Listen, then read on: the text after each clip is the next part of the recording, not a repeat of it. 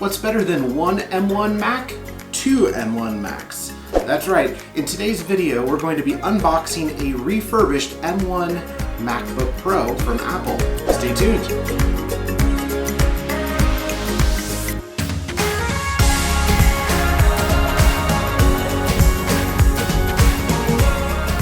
Now, as some of you may know, I purchased my first M1 Mac, which was the M1 Mac Mini, and I did an unboxing here on the channel a few months ago. And recently I've been in kind of this area where I need to be able to travel more now that the whole pandemic, hopefully, cross our fingers, is getting a little bit better. And I need to be able to travel and be more mobile and be able to create great content still for my channel, and don't want to have to lug my M1 Mac Mini around with me with monitors and everything else. So what I decided to do was go out and purchase a M1 MacBook Pro from Apple's Refurbished part of their website. Now, not a lot of people know about Apple's Refurbished part of the website, and I want to show you a little bit about the Refurbished part of Apple's website today as well, because I feel like it's something that isn't really talked about a lot. Now, let's take a look at Apple's Refurbished part of their website. I have two web browsers open here, actually, and I'm going to show you why in just a second. Over here on the right-hand side, I have the Refurbished Apple Store for military discount. Now, the cool thing with military discount is Apple offers an additional 10% off of all of their products, not just new products, but also refurbished products through their Apple Store online through Refurbished Mac, iPhone, and Apple TVs, and more. So it's pretty cool that they offer an additional discount on top of refurbished prices. Over here on the left-hand side, we have the normal prices through the Refurbished Mac Store, and still, you are saving quite a bit of money on an almost brand new Mac still. So what I wanted to show you guys first today, before we get to unboxing the Refurbished MacBook Pro, is show you a little bit about Apple's Refurbished site. Now, to visit Apple's Refurbished site, simply visit apple.com, scroll down to the bottom and click on Refurbished, or you can go to apple.com/shop/refurbished, and from here you'll be able to look at Apple's Refurbished store. Inside of the Apple's Refurbished store, you can buy Macs, iPads, iPhones, Apple Watches, even iPods sometimes still, considering that we only have the iPod Touch still. Apple TVs, additional clearance accessories. One time I saw like an iPhone 7 in there randomly. That was less than a year ago, which is very odd. And then accessories like Apple Pencils, cables, different things like that. What I want to focus on in showing you guys here is just the amount of discount you can actually really get and what the value is out of Apple's Refurbished program. If we go into the Mac tab here, which is where I bought this MacBook Pro from, you'll notice that it's sourced by default lowest to highest price. Over here on the left-hand side, you'll see you can filter by model, screen size, release year, finish, memory, and capacity, meaning the hard drive or solid-state drive capacity in the computer. Now, for this demonstration, I'm going to show you guys the MacBook Pro, which is what I purchased, and then you'll see over here on the right-hand side these two options over here, which are the M1 chips with 8-core CPU and GPU, 8 gigs of RAM, and 256 storage in them. That's what I wound up buying. I don't need a lot of storage, and I'll get into that in just a little bit here and talk a little bit more about that. So I went with the 8-core CPU GPU option, which is this one right here in space gray. Paid $10.99 for it, and if you scroll down here, it's free shipping as well. And the cool thing with these is they go through a refurbished process. You can click on the link here and learn more about Apple's refurbished process. It comes with a 1-year warranty from Apple, which is standard. So if you buy a new Apple product, it also comes with a year warranty as well, which is nice. So if you can rest assured, if you buy this and something happens to it, Apple's still going to fully cover it under a warranty. And again, it's covered by Apple's 14-day exchange or return policy as well. And you can still even add Apple Care to the device as well. So really, honestly, it's a pretty good deal for what you get, and you are able to save some additional money this way, which is a huge advantage, I know, for many people out there. So maybe if you're on the fence of like, do I buy a M1 MacBook Air or do I buy an M1 MacBook Pro, you can get fairly close with the MacBook Pro pricing refurbished as it would be to buy basically a brand new MacBook Air from Apple's regular website or regular part of their website. So the really nice thing about this again is you get to save a lot of money and you're able to buy something that's almost in brand new condition. I know with iPads, they replace the battery, the housing around them, including the back and fronts. iPhones, they do the same as well. MacBooks, I believe they go through and replace components that need to be replaced, say if there's a scratch on the screen if there's some sort of scratches on the casing, if the battery somehow is bad or not tested. So they go through a very extensive refurbishing process when it comes to listing these on their website, and again, backing them with a 1-year warranty, and Apple Care can be purchased on top of that.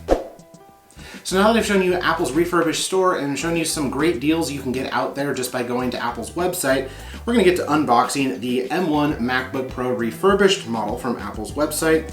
You'll notice something very different about the box right away, that being there is no picture of the actual MacBook Pro on the front of the box like a normal brand new product from Apple would have. Apple puts these in new boxes and includes new chargers and cables usually with them, and keeps the box very simple. And down here at the bottom it says Apple Certified Refurbished. Up at the top there's nothing. The side has the Apple logo on it here. The other side also has an Apple logo.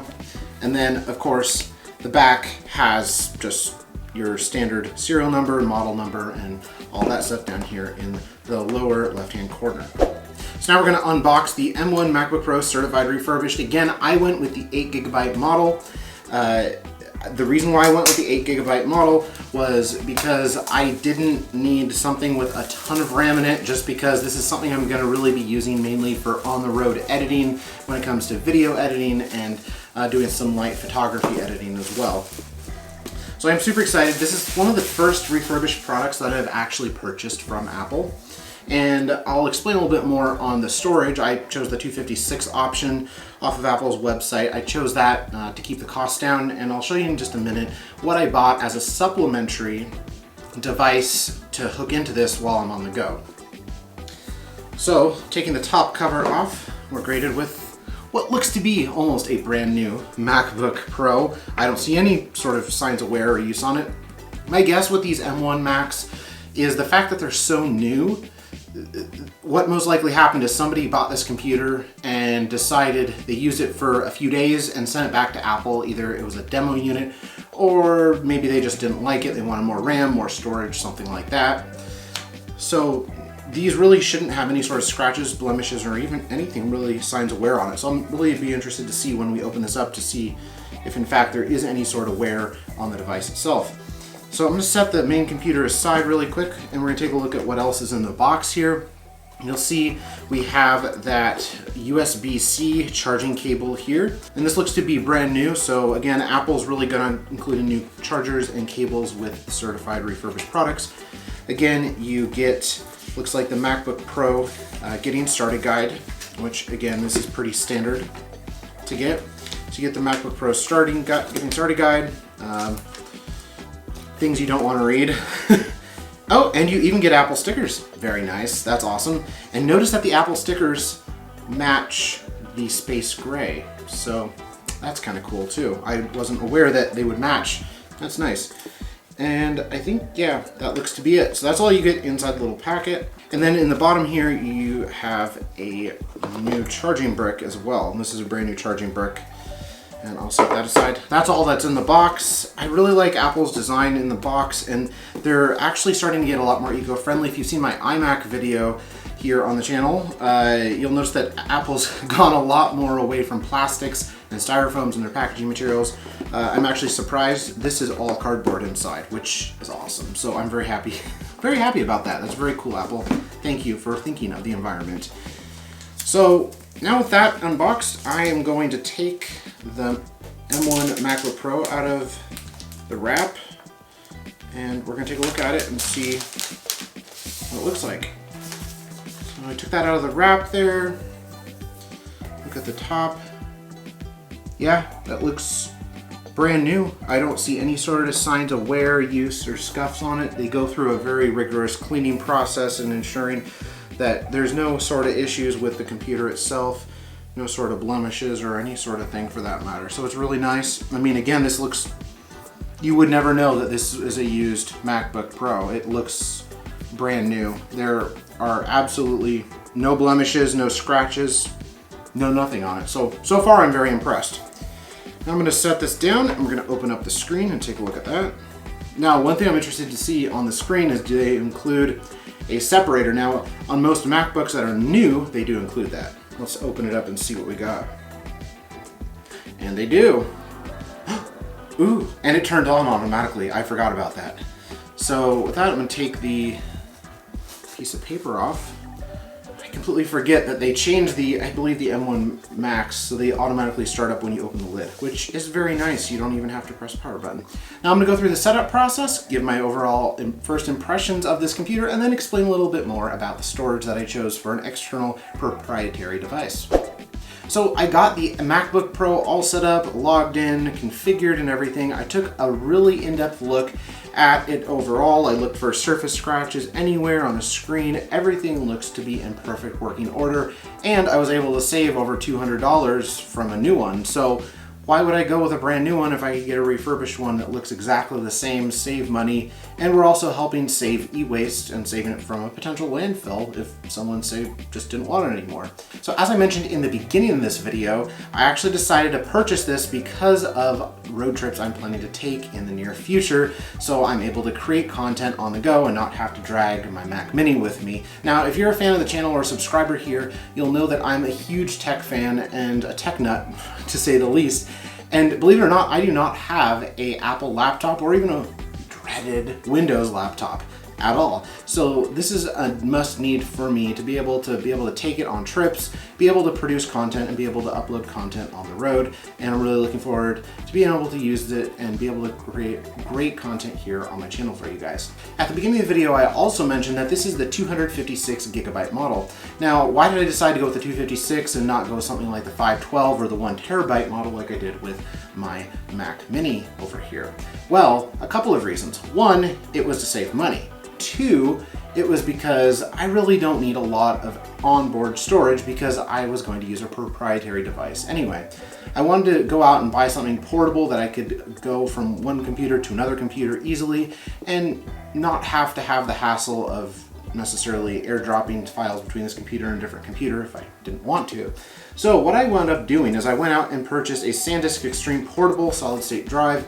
This is an NVMe drive. It does over a gigabyte a second transfer, up to 1050 megabytes a second, which is a little over a gigabyte transfer read and write speed. So it's not quite as fast as the NVMe drives I have with my Mac Mini. However, it is still really fast. It's going to handle 1080p and 4K video just fine. And it is water resistant and dust resistant as well.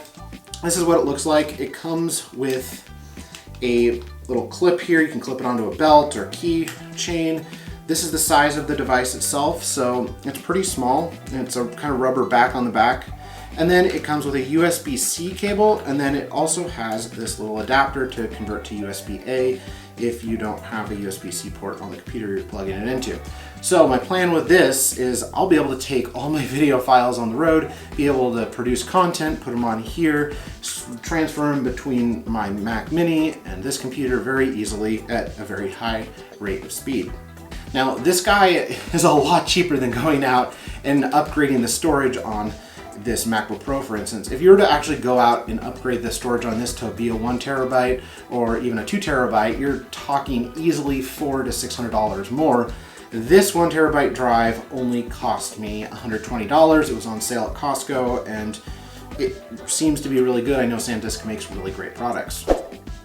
So join me on my great new tech adventures out in the world as I go and do some traveling here in the upcoming months ahead. I'm really looking forward to be able to produce great new content for you guys off of a ultra portable computer like this MacBook Pro, and also helping the environment as well by buying something that's a refurbished product as opposed to buying new and saving a little bit of money in the process. If you liked the video here on the channel today, you guys know what to do. Make sure you hit that like button, click the subscribe button for more great videos coming your way soon, and click the bell to be notified when I post the latest videos here on LoveTech.